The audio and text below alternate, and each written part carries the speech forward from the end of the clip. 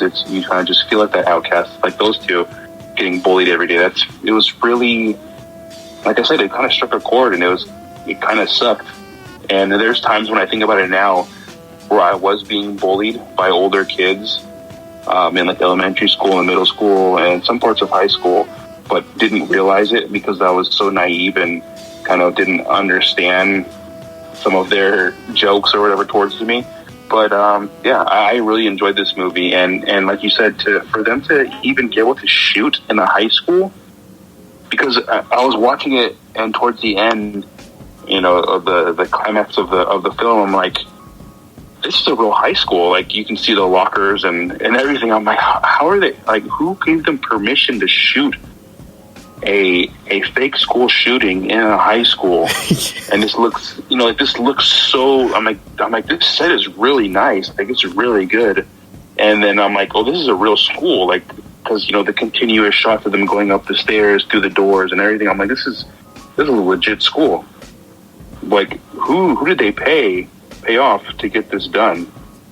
Because, you know, kudos to them for even doing it in the school. And like you said, they shot it as being pretending to be students. Yeah. So, that's insane to me. That is really cool.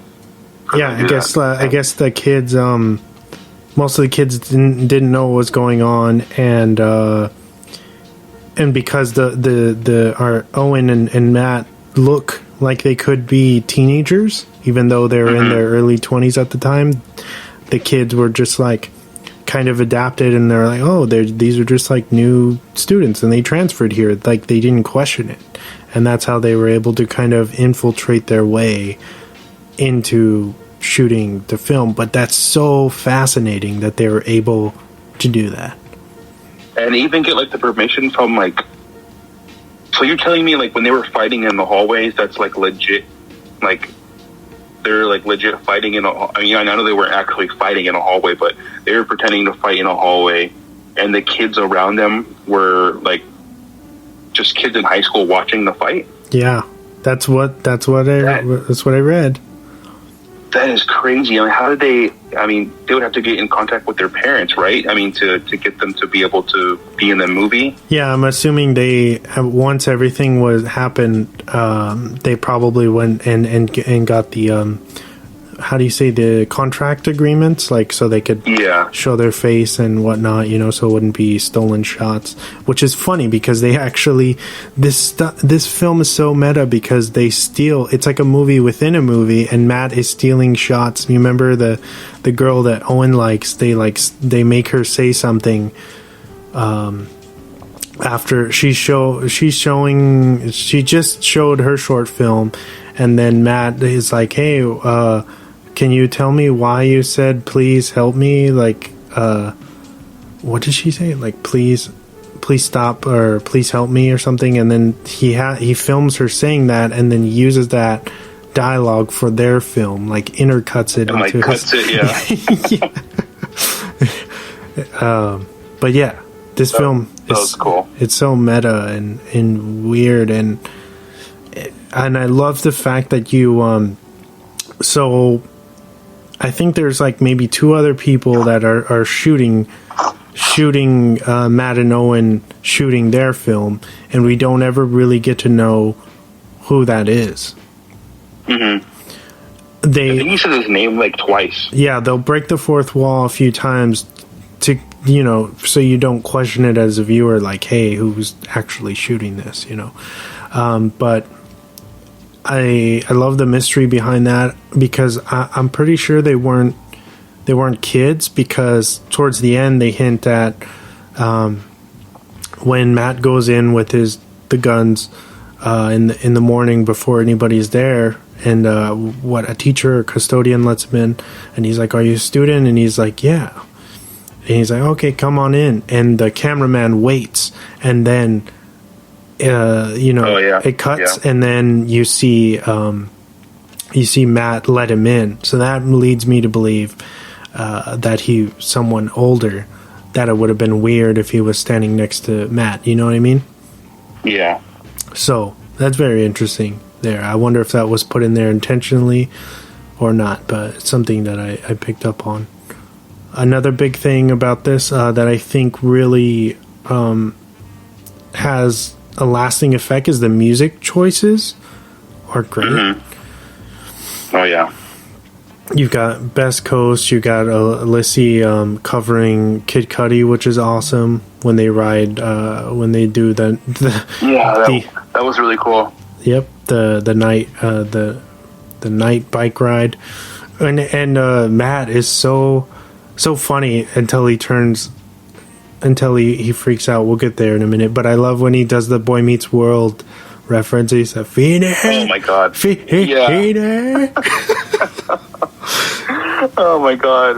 When that was happening, when he first said it, I'm like, "What did he say?" And then he said it again. And I was like, "Holy shit! They did do that. They really did that." Oh man, Matt's such a good character, and when they show they're showing the film to the teacher, and he's like, he's freaking out.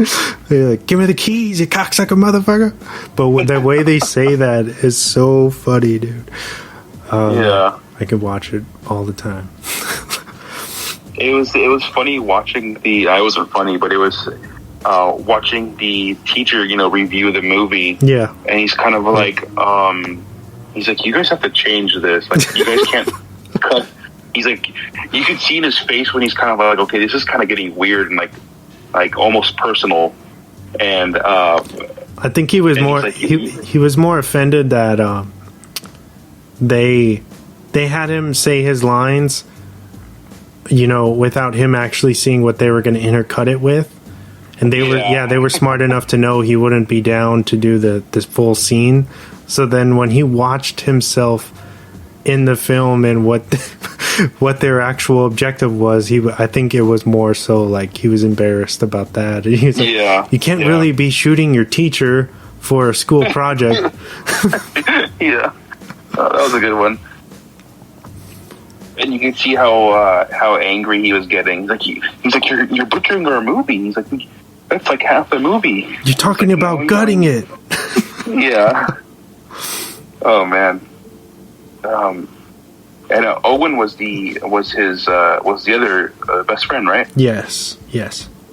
I really like the kind of the moment of clarity for Owen when he kind of realizes that this reshoot that they're doing maybe really isn't a reshoot, like it's the real thing. Yeah. Like, maybe he's not playing anymore. This is a real.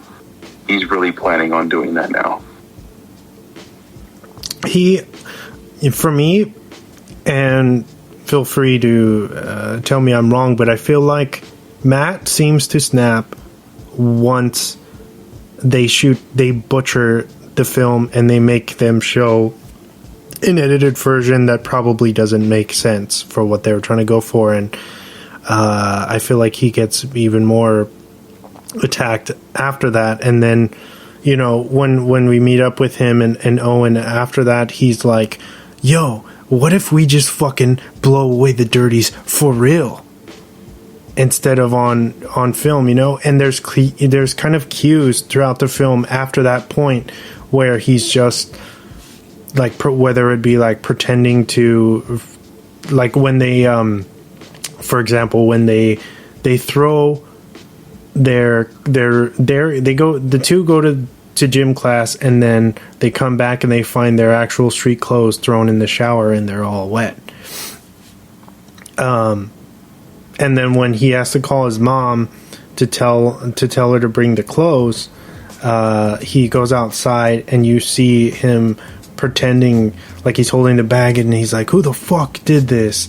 with a hand, like motioning a handgun, just firing it away. And it's like he's showing these huge red flags where he's just not right anymore, and like he's fantasizing about it. Yeah, and unfortunately nobody takes it seriously. Or how Owen's love interest, I forget her name in the film at this point, but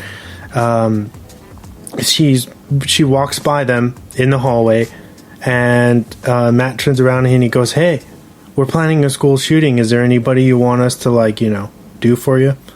And she goes, "Yeah, maybe Mr. Bird, if you could." And then she's like, "Good luck with your shooting," or whatever. And it's just like they're just hiding in plain sight. You know what I mean? Yeah. It's essentially like they're so invisible and nobody cares enough to even be concerned about that type of behavior. So it's like, it makes you wonder if it could have been prevented, you know what I mean? Or had the teacher been more supportive in their vision, would that have, you know, would everything had played out had the teacher let them play the movie the way that they intended it, you know? It makes me, what do you think? No, yeah, that's a good take on it. I'd agree. I think that was part of the catalyst to him kind of having that breakdown and seeking that type of revenge. Yeah. But then, I just want to say a lot of it had to do with the constant bullying too. I mean, you just see it like day in and day out throughout the entire film of those two guys always picking on him. I mean, they're really picking on him, like slamming him into the lockers and then like tackling him to the ground, which is crazy. I mean, I'm not sure if I witnessed that kind of stuff in high school, like that rough. Yeah. But I mean, I know it does go on. I know it happens. I'm not saying that it doesn't, but me personally, I don't think I witnessed things that harsh. But I did witness bullying, of course. But I mean, I have to agree with you that was definitely probably one of the main reasons why he kind of went on that rampage at the end.